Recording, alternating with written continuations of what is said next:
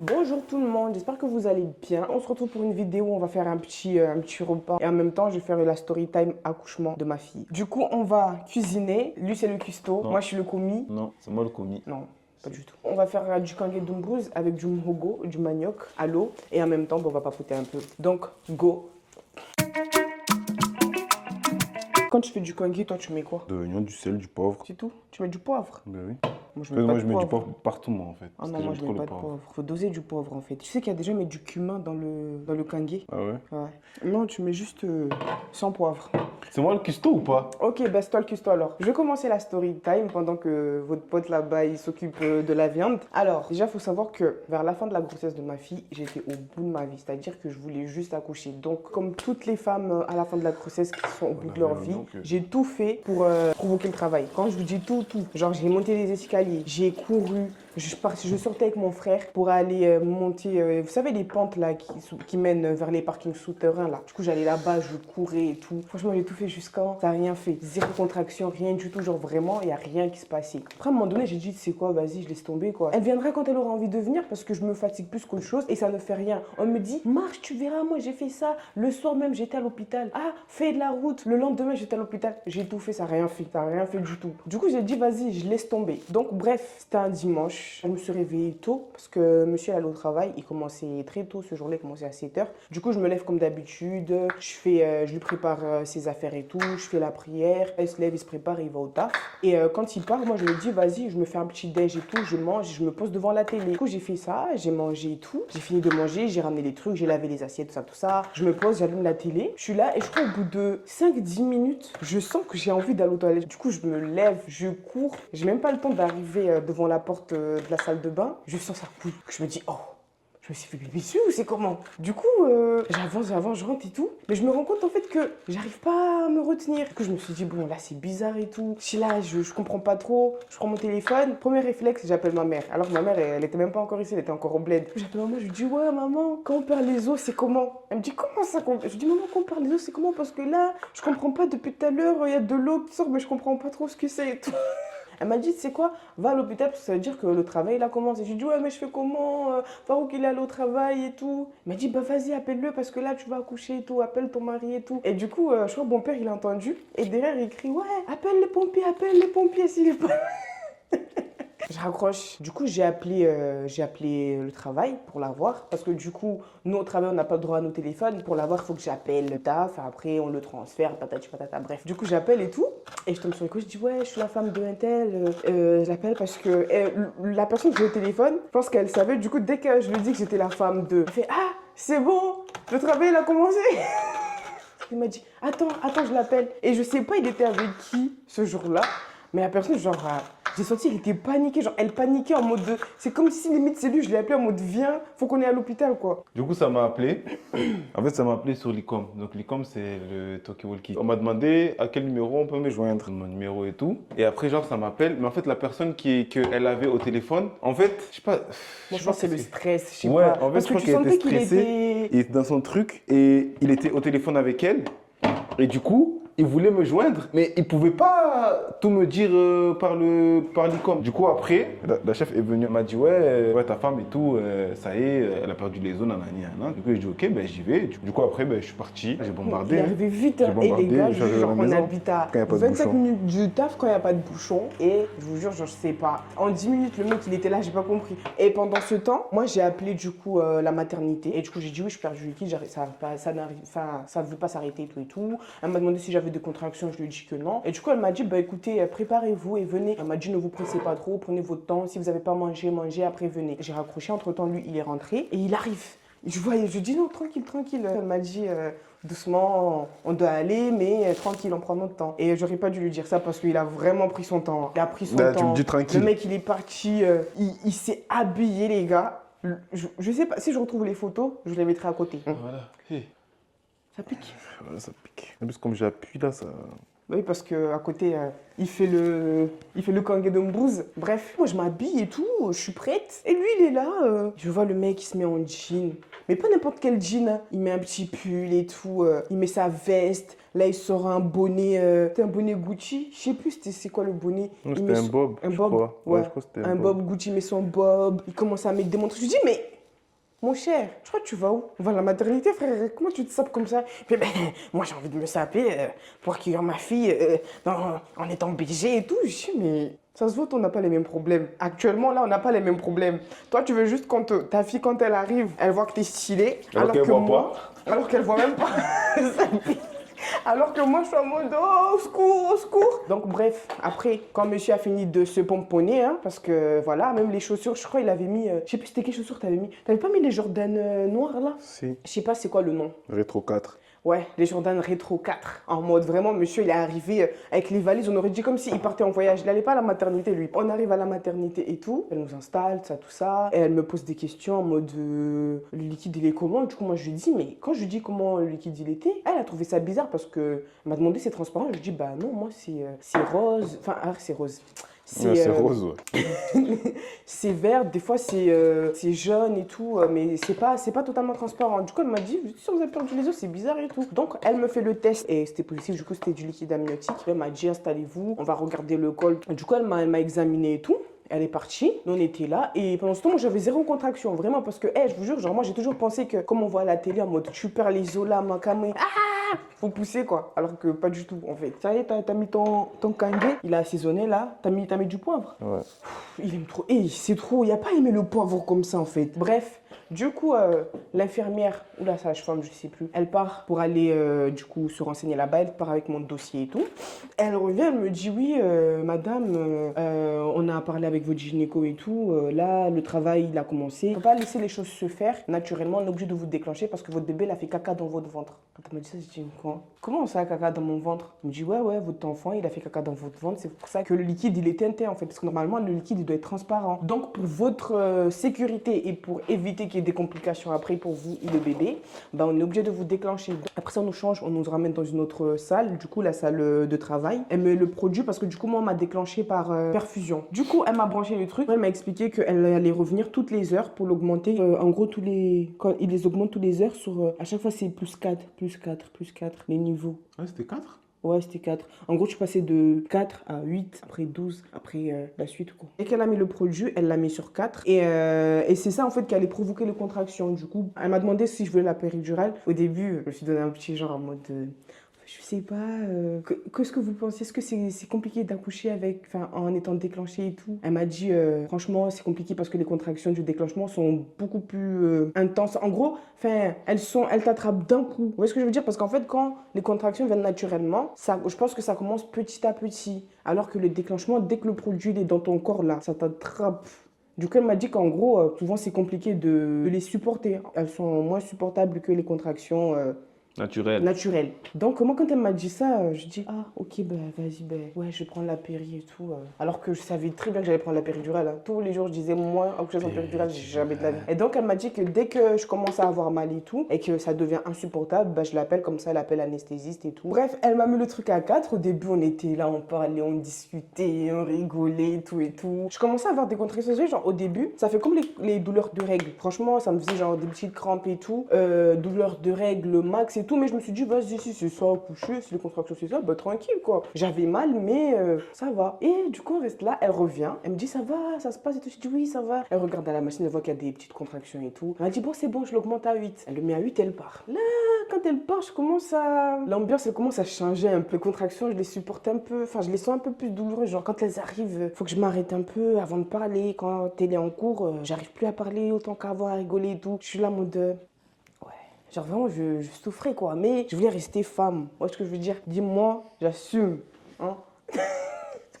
J'ai supporté. Genre, ça faisait mal, mais en fait, c'était, on va dire, douleur de règles fois 3. C'était douloureux, mais ça va. Je pleurais pas encore. Elle est venue, elle l'a mis à 12. Quand elle l'a mis à 12 là, et l'ambiance est là. Tout a changé. J'étais là, les gars, et j'arrivais même plus à parler quand j'avais une contraction. En plus, plus elle augmentait, plus les contractions se rapprochaient. Du coup, j'arrivais même plus à parler. Il était midi, elle m'a mis le truc depuis 8 heures. J'ai été au bout de ma vie, genre, je pleurais. Et je vous dis, les gars, je pleurais. Genre, quand il parlait, je lui disais, attends, j'ai une contraction. Après, j'ai appuyé sur le bouton pour appeler la dame et tout. Elle m'a dit, ok, je vais appeler l'anesthésiste et tout. Elle a regardé mon col. J'étais ouvert à 1 ou 2, mais il n'était pas ouvert de ouf, quoi. Du coup, elle part. Elle a dit, elle appelle l'anesthésiste. Sauf que l'anesthésiste, elle n'est pas arrivée tout de suite. Hein. Elle est arrivée, je crois, grand max 1 heure après. Et les gars, j'ai tellement pleuré. J'ai tellement pleuré. Et là, j'ai trop mal, j'en peux plus, j'en peux plus. Et tu sais, je me casse, je reste pas ici, j'ai trop mal. Il savait même pas quoi faire. Il était là, il me disait non, mais ça va aller. De toute façon, c'est comme ça, t'inquiète, ça va bien se passer et tout. Enfin, dans ma tête, j'étais en mode, wesh frère, ça va bien se passer ou pas? Moi, j'ai mal en fait. Là, c'est le seul truc qui est là, actuellement. J'ai mal. Il y a quoi? Je pleure, je résistais plus. Là, il n'y avait plus de je reste femme, hein, je m'en fous. Là, je pleurais avec de la mort partout, j'étais au bout de ma vie. Voilà quoi. Et après, l'anesthésiste, elle est arrivée. Et pour la péridurale, je sais pas si c'est comme ça dans toutes les cliniques ou c'est partout comme ça. Mais lui, on lui avait demandé de sortir. Comment on m'a préparé et tout. On m'a installé tout ça. Genre, j'étais assise. Le lit, il était comme ça. Et moi, j'étais assise et la meuf, elle était derrière moi, là. La péridurale, comment ça se passe? Vous savez, il y a la grosse aiguille, là. Moi, je ne l'ai pas vue parce que j'ai jamais voulu la voir. Et en fait, avant de vous piquer avec cette aiguille-là, elle pique à une petite aiguille, la zone où elle va passer, où elle va vous piquer avec la grosse pour l'anesthésie. Enfin, elle fait une petite anesthésie locale, quoi. Du coup, elle vient, elle me nettoie et tout, elle me pique. Du coup, là, je sens un peu. Elle fait l'anesthésie locale, là. Elle met la grosse aiguille et elle me dit, j'entends, elle fait, oh putain. Elle me dit, excusez-moi, madame. Elle recommence. Elle fait une deuxième fois. Je sens, vous savez, genre, je sens dans mon corps. J'avais pas mal, mais je sens genre qu'il y a quelque chose dans mon corps, genre, et qui fait ça. Du coup, je dis, putain, je me dis, mais qu'est-ce qu'elle me fait? Et pendant ce temps-là, en fait, on me demande de rester. Parce qu'en fait, quand tu fais la péri, il faut que ton corps il soit détendu. Ouais, il faut pas que tu te crispes, il faut pas que tu fasses de gestes brusques parce que vous savez, hein, quand on nous dit la péridurale, dès que tu fais truc, il peut vite avoir des complications. Du coup, moi, j'avais trop peur de ça. Donc, genre, j'étais vraiment en mode.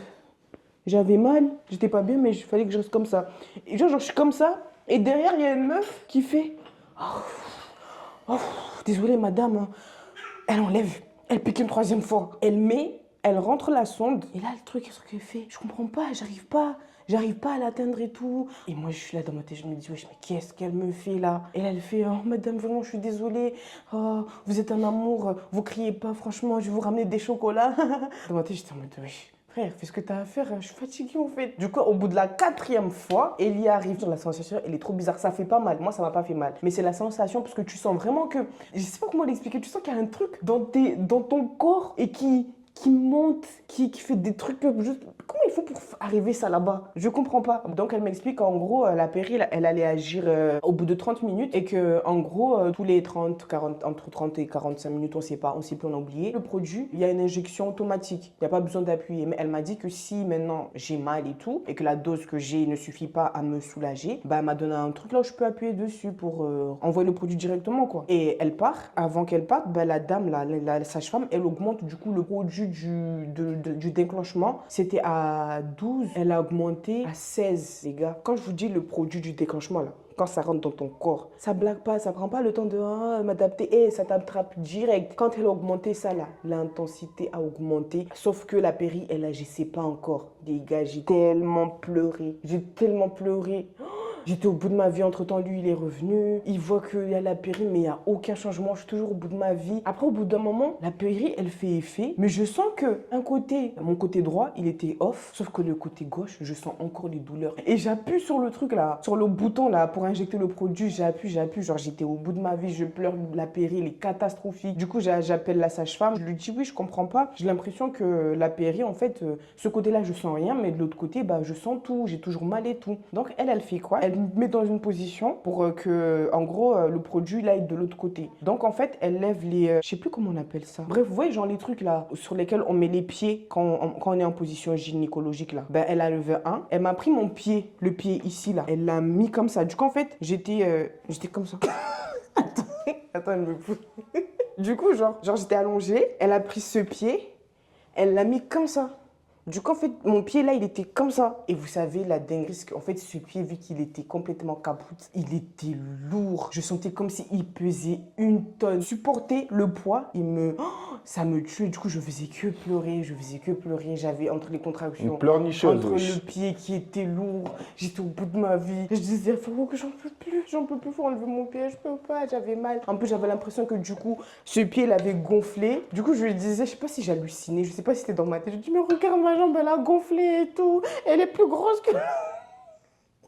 J'étais au bout de ma vie. Je vous dis, la dame, elle m'a laissé comme ça pendant 1 heure. Imaginez 1 heure comme ça dans les douleurs. Pendant ce temps, moi, je continue d'appuyer sur le produit de la péridurale là. Après, le truc, il commence à faire effet. Je commence à ne plus trop sentir de douleur et tout. Ça s'est calmé et tout et tout. Vers 16-17 heures, je commence à aller mieux. Genre vraiment, je sentais plus de douleur. La péri, elle avait agi un peu partout. Elle est revenue. Elle a descendu mon pied et tout. Elle m'a laissé comme ça. Du coup, là, ben, c'était la fête, quoi. On était là, on discutait, on rigolait et tout. Je dis, ah, j'ai pas mal. Je disais, j'ai pas mal, c'est trop bien et tout. Du coup, j'appuyais plus sur la péri, bon, j'avais plus besoin. Du coup, elle venait tous les 30 minutes après pour regarder mon col. J'avais des contractions tout le temps. Elle a vu que ça ne servait plus à rien. Elle a arrêté le produit là pour les contractions. Elle m'a dit, bah, je vais venir tous les 30 minutes pour regarder l'évolution du col. Elle est venue vers 18h. Mon col, il était ouvert à 7. Elle est partie. Elle revient à 18h30. Elle a regardé. Elle m'a dit, vous êtes ouvert à 8, mais le bébé, il n'est pas encore engagé dans le bassin. Du coup, elle m'a dit, elle va me mettre dans une position qui va aider le bébé à descendre et à s'engager dans le bassin. Du coup, vous savez, la position, c'est quoi? Mon pire cauchemar. Elle reprend ce pied-là,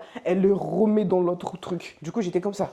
Je pleurais pas parce que j'avais pas mal, mais c'est juste que c'était vraiment dérangeant. La position elle était trop compliquée en fait. Elle est revenue vers 19h. Elle enlève mon père, regarde, elle me fait oui, c'est bon, il est bien engagé dans le bassin. Le col il est ouvert à 9, mais vous n'êtes pas encore à dilatation complète, je sais pas quoi. Bon, voilà, je lui dis au revoir, je vais vous laisser avec mes collègues et tout. Quand elle m'a dit au revoir, je dis mais non, c'est pas vous, vous allez m'accoucher. Parce qu'en fait, la dame, elle était trop gentille, vraiment, c'était un amour. C'était un amour. Du coup, quand elle m'a dit, l'équipe du sang va prendre le relais, genre j'étais grave dégoûtée, je vous jure, j'avais les larmes aux yeux. Genre après, je sais pas si c'était les hormones ou c'était, je sais pas ce que c'était, mais genre je voulais pleurer parce que je voulais que ça soit elle. Et du coup, je lui ai dit non, moi je pensais que ça allait être vous. Et genre, je sais pas, je crois qu'elle a senti que.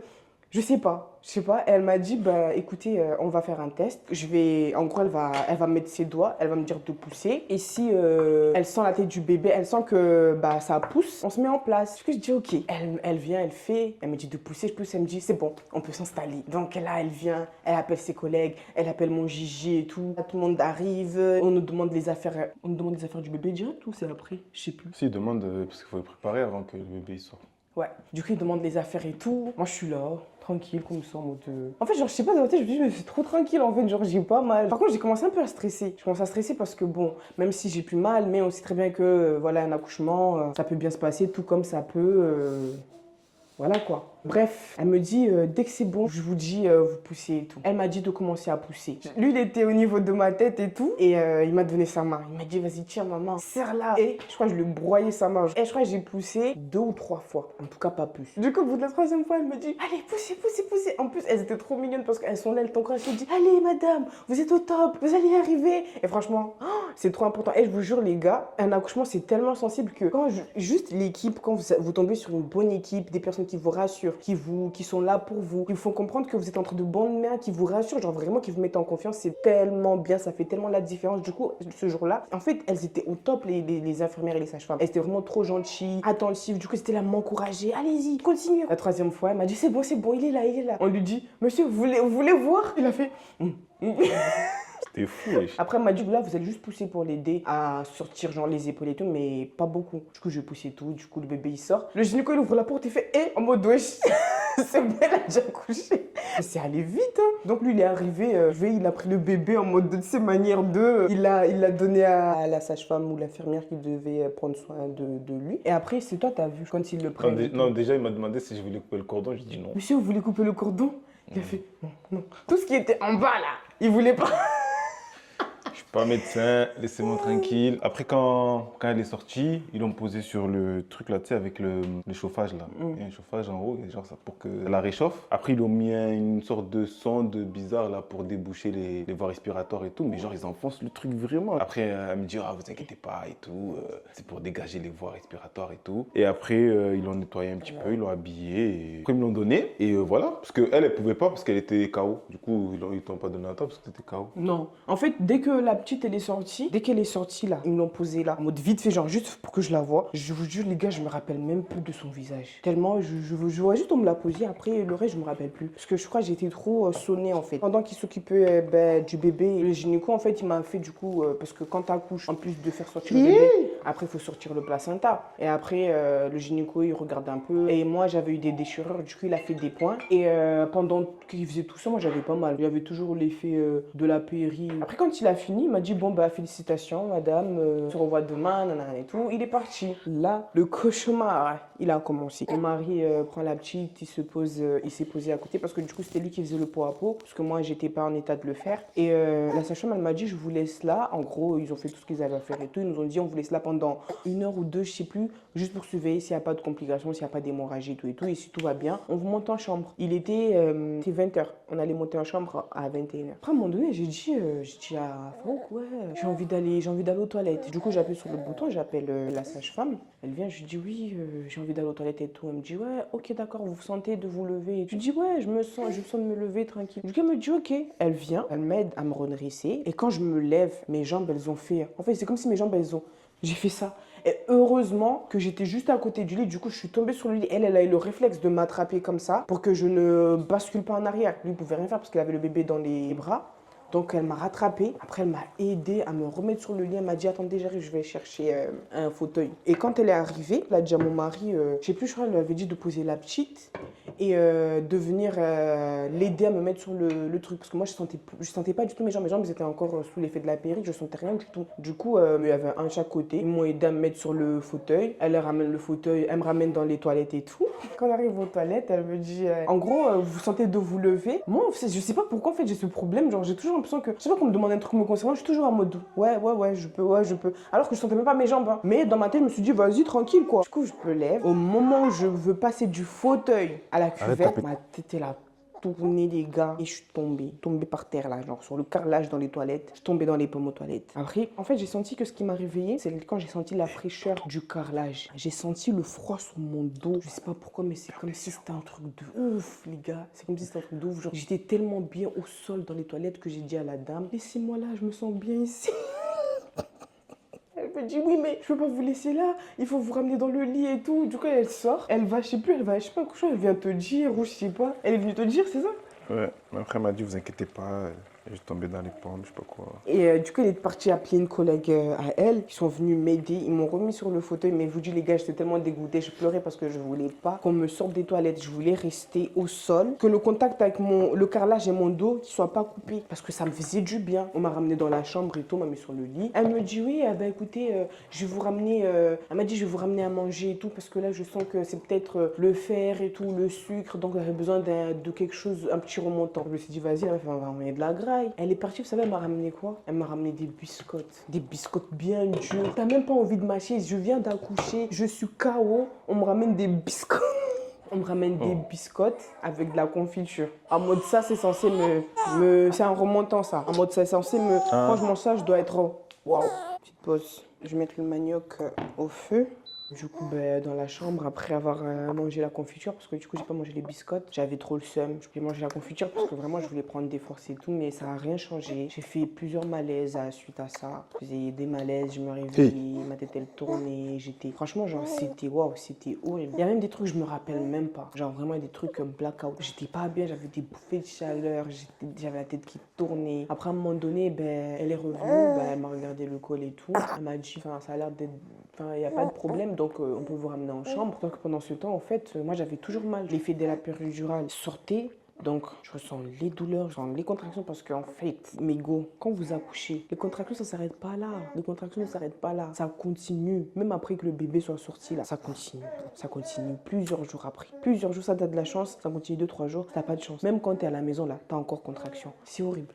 Vraiment, c'est horrible. J'ai plusieurs trucs en même temps. La fatigue, les vertiges, les douleurs des poings en bas. C'était une dinguerie. Du coup, elle nous ramène en chambre. Après, moi, je me rappelle plus. Je me rappelle juste, je me rappelle juste des moments où je pleure de douleur parce que j'ai mal. Du coup, je faisais que appuyer pour appeler la sage-femme. C'était dans la nuit, c'était très tard. J'étais au bout de ma vie, les gars. Je vous jure, j'étais pas bien. Je pleurais, j'avais trop mal. Je comprenais pas pourquoi j'avais toujours des contractions parce que du coup, c'était mon premier accouchement. Je comprenais pas pourquoi j'avais toujours des contractions. D'un moment donné, je me suis suis dit, c'est sûr, le bébé il est sorti. Il n'y a pas encore un bébé qui est resté là-bas. Et je vous dis, les gars, je ne pouvais pas m'occuper de ma fille. Ma fille, je l'ai vue que quand elle est sortie, qu'on me l'a posée. Après, je ne l'ai plus revue. Genre vraiment, j'étais en PLS. La nuit du jour où j'ai accouché, je me rappelle de rien. Je me rappelle juste de la souffrance. Mais tout ce qui s'est passé dans la nuit par rapport à la petite et tout, c'est monsieur va vous raconter. Oui, je suis un chingo. En fait, je sens pas parce que j'ai bu le yop là.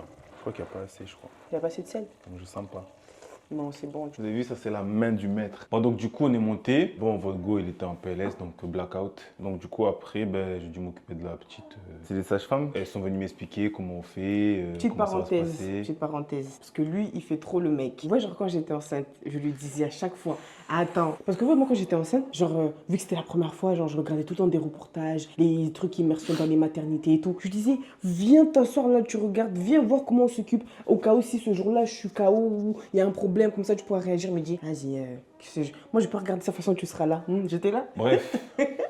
T'as fini ton intervention? Ouais. Donc du coup, ouais, donc elles m'ont expliqué comment, genre, comment il fallait faire. Et après, elles m'ont dit que si j'avais besoin, je les appelle. Déjà, la nuit, tu dors pas parce que ben, t'as peur, tu vois, tu te réveilles toutes les 5 minutes pour regarder est-ce qu'il respire. Après, il faut lui donner à manger du coup ben, toutes les 2 heures. Après, il faut la changer. Et en vrai, comme je dis tout le temps, tu vois, j'ai un peu mal vécu le truc, tu vois, parce que ben, j'étais seul, c'est la première En fois. plus, moi qui est à côté, je peux. Ouais, les temps PLS. En gros, j'étais là, il y avait le bébé. Et il y avait elle. Du coup, en fait, il n'y avait que moi qui étais moi, tu vois. Je sais pas si vous captez, tu vois, ce que je veux dire. Parce que pour ça, je dis les femmes là qui accouchent seules, là, franchement, vous êtes vraiment fortes, parce que là, non, c'était une dinguerie. Donc après, j'ai fait ben, tous les premiers trucs, hein. Le bain, elle n'a rien vu, tu vois. J'ai fait tous les premiers trucs, c'est moi qui les ai fait. J'ai mal vécu sur le coup. Mais après, maintenant, avec du recul, tu vois, ben, c'est une expérience. Ben, je l'ai mal vécu parce que déjà, c'était la première fois Oui, que c'est la tu as vu première que tu étais fois, papa, que voilà. tu assistais à ce genre d'événement. C'est En ça. plus, je te retrouve livré à toi-même, on va dire. Ouais, c'est ça. Parce que... Du coup, ouais, c'était un peu compliqué. Après, j'apprends et tu vois, ça m'a forgé pour les autres, tu vois. Et du coup, après, je crois qu'elle, elle a commencé à se sentir bien, je crois. Le 3e jour, je crois. Le 3e jour, elle a commencé à se sentir bien. Du coup, j'ai pu la laisser pour aller faire les démarches administratives et tout. Bah oui, parce que je pouvais pas... Ouais. Et après, Même pour aller te changer ou aller chercher tout, tu pouvais ouais. pas. Parce que Oui, en plus, vous savez, je suis resté pendant 3 jours, je suis resté là, tu vois, avec les mêmes vêtements, tous les... Tu pouvais pas En plus, bouger. je savais qu'on allait à la maternité, je lui avais dit, moi je prépare mon sac, prépare ton sac aussi au cas où. Il m'a dit non, de toute façon, moi je vais rentrer, hein. Moi, pas besoin. Et du coup, pendant 3 jours, je suis resté comme ça, tu vois. Et après, ben, quand elle a commencé à se sentir bien, ben, là, je passe à la maison, me laver, me changer, tout ça. Et voilà. Et ça commençait à aller mieux, tu vois. Là, je commençais à me dire, ah ben, c'est bon, tu vois. Même si elle allait mieux, mais genre, tu vois, c'était encore un peu, hein. Mais au moins, elle était là, tu vois. Je me sentais moins seul. Vous voyez, pendant que lui s'occupait de la petite le lendemain et tout, on est venu me voir pour me demander est-ce que je pouvais aller aux toilettes. J'arrivais pas parce que mes jambes, elles coopéraient pas. Dès que je me levais, j'avais des vertiges. Genre pendant 2-3 jours, je sais même pas pourquoi. En fait, quand j'avais envie d'aller faire pipi, je le sentais pas. Du coup, c'est elle venait. Quand elle voit que ma vessie était remplie, bah, on me vidait avec une sonde, les gars. Tellement j'étais en PLS. Je pouvais pas aller aux toilettes, j'arrivais pas. Je pouvais pas me lever du lit, j'étais au bout de ma vie. Et quand j'allais aux toilettes, bah, j'arrivais pas. Du coup, bah, on me sondait. Voilà. Pour ceux qui veulent savoir, aller chercher. Et on m'a fait ça pendant 2-3 jours. Au bout du 3e jour, c'est carrément la responsable de la maternité, la cadre qui est venue, qui me dit oui, madame, là... En gros, elle m'a expliqué qu'il fallait que j'arrive à aller faire mes besoins toute seule. Donc aujourd'hui, l'objectif, elle m'a dit aujourd'hui, l'objectif vraiment, c'est que vous allez aux toilettes tout seul sans qu'on vous sonde parce que à force, ben, c'est pas bien, quoi. Et à un moment donné, il faut que je rentre chez moi aussi, enfin, je sais pas. Et du coup, c'est là que je me suis rendu compte qu'en fait, je pense qu'au-delà des douleurs, je pense que c'est psychologique aussi. Parce que, ouais, genre, quand je savais que j'avais des points, du coup, je sais pas pourquoi, mais genre, il y avait un blocage. Donc, qu'est-ce que je fais? Je prends mon téléphone, j'appelle ma mère. Je sais pas pourquoi, je sais pas si on est tous comme ça, mais des fois, même, il y a des problèmes. Quand t'as du recul, tu te dis, mais pourquoi j'appelle ma mère? Elle aurait pu faire quoi, en fait? Mais je sais pas, genre, je te rends compte que la maman, genre, c'est notre père, c'est une dinguerie. Du coup, là, ma mère, elle m'a dit, elle m'a dit de dire à Farouk d'aller acheter, c'est quoi?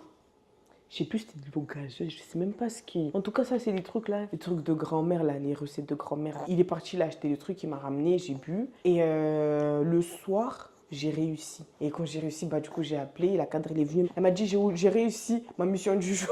Et à partir de là, bah, ça a commencé à aller. C'était pas le top, vraiment, c'était pas le top parce que j'étais toujours très fatiguée. J'avais toujours aussi mal. J'avais toujours des douleurs de contraction parce que 2-3 jours après, j'avais toujours des contractions. Et au bout du 4e jour, du coup, on nous dit qu'on ne peut pas sortir parce que mon fer, il était très bas. J'étais toujours en mode anémie, plus. Et du coup, on m'a gardé un jour de plus pour me faire des perfusions de fer et pour surveiller la petite aussi parce que vu qu'elle avait fait caca dans mon ventre, il fallait faire un examen pour être sûr qu'il n'y a pas d'infection et tout. Donc, on est resté un jour de plus. Après, on est sorti. Cet accouchement, genre, je dis pas qu'il m'a traumatisé, mais c'était vraiment, ah ouais, pour une première fois, c'était une dinguerie, vraiment. Parce qu'on est rentré à la maison, les contractions, les gars, après on appelle ça les tranchées. Heureusement qu'on m'avait donné des médicaments, on m'avait donné des trucs forts, je crois, kétoprophène, trucs comme ça, genre des médicaments vraiment forts pour calmer les contractions parce que ça fait super mal. Genre, je pleurais, j'étais chez moi, j'avais mal, je pleurais. J'étais à la maison, quand je me déplaçais, les gars, ma démarche pendant 2 semaines, ma démarche, c'était ça. Les points là, c'était horrible. Et quand je devais m'asseoir ou me lever, je souffrais. Je faisais genre vraiment, et c'était tellement doucement. Et quand je me posais, ça allait. Mais dès que je devais me lever, alors c'était horrible. Franchement, ça a duré 2 semaines. T'as touché là, par contre. Non, j'ai rien touché. Pourquoi le couvercle était de travers alors? Mais j'ai rien touché, c'est toi t'as mis ton couvercle de travers. Non. À chaque fois, il sort, il revient, il me dit j'ai touché quoi les gars? Non. Arrête. C'est toi qui cuisines ou c'est moi qui cuisine? Ok chef, pardon. Du coup voilà, heureusement qu'il y avait, lui il était à la maison, il y avait ma belle-mère qui était venue, elle nous a aidés aussi. Cette expérience, vraiment cet accouchement, c'était chaud les gars, c'était chaud hein. Mais alhamdoulilah, c'est quand même bien passé malgré toutes ces péripéties-là, malgré mon état qui était pas très top. C'est bien passé parce que voilà, j'ai eu ma fille en bonne santé, moi je suis en bonne santé, ça s'est très bien passé parce que ça aurait pu mal se passer, qu'Allah nous en préserve, et qu'Allah préserve toutes les femmes dans cette situation. Donc voilà, maintenant ma fille, elle va avoir 2 ans dans quelques jours. Et vous vous rendez compte? Oh, ça fait 2 ans, wesh. 2 ans, on est des darons. Ça va faire 2 ans. Tu joues à quoi là? Vraiment grand respect aux femmes qui accouchent toutes seules parce que c'est pas évident. C'est un moment où tellement on est tellement en détresse, on est fragilisé, on n'est pas bien. C'est un moment où on a besoin de soutien, on a besoin d'être entouré, accompagné d'une personne vraiment, voilà, dans l'idéal le papa. Après, ça dépend de chacun parce que je sais qu'il y a des femmes, par exemple, elles ne veulent pas que leur conjoint assiste aux accouchements. Je sais pas pourquoi. C'est intolérable. Chacun C'est ses intolérable. ah ouais? J'avais vu un débat sur TikTok, genre il y a des femmes vraiment, elles veulent pas. Elles disent à leur mari, je veux pas. C'est même pas genre le gars qui veut pas, elles veulent pas. Je sais pas. Frère, tu veux pas, je viens. Même si je Comment dis ça? tu viens pas, tu viens quand même. Oui, je viens. Je vais dire aux sages-femmes, le laissez pas entrer. Vas-y, voilà.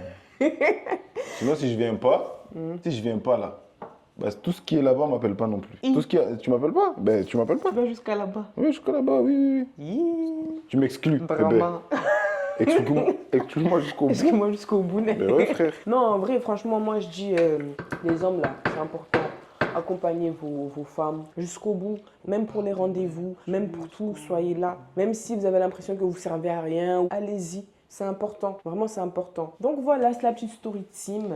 Monsieur, mets-toi à côté, tu n'es pas avec nous. T'as pas la ref? Non. Eh mais oh là là, mais toi t'as aucune ref en fait. Monsieur, mets-toi à côté. Tu n'es pas avec nous. T'as cette ref, tu l'as pas, c'était pas possible, wesh. Non, mais je connais la vidéo, mais comme je passe sur TikTok, je sais pas que c'était une ref. Depuis le temps d'ancienne ref, tu savais pas. Ben, non. Oui, tu vas me faire tomber quand je continue. Je parle de qui Ça y est, le village se réveille là-bas. Ouais, quand je fais mes sons, on ne m'aime pas. On me dit arrête. Vous imaginez? Qu'est-ce qu'elle fait ça? Quelqu'un demain va avoir l'argent. C'est elle, c'est elle qui va manger l'argent. Déjà qu'il n'y a pas l'argent, elle mange. En tout cas, voilà, c'est une petite story time autour de ce petit repas. On mange comme ça ce soir, hein. La flemme de cuisiner. Vous avez vu ce que je subis? Tous les Ben- jours, on mange la même chose. Les gars, attendez. Moi, je sais pas vous, mais moi, ça me dérange pas de cuisiner. Mais à partir du moment où le repas du midi, il est pas fini, pourquoi faire un repas pour le soir? Ouais, même Pourquoi quand le faire? repas- À partir du moment où le repas il reste, moi je cuisine pas le soir, c'est du gaspillage. Donc tant que le repas que j'ai fait pour le midi n'est pas fini, je ne cuisine pas.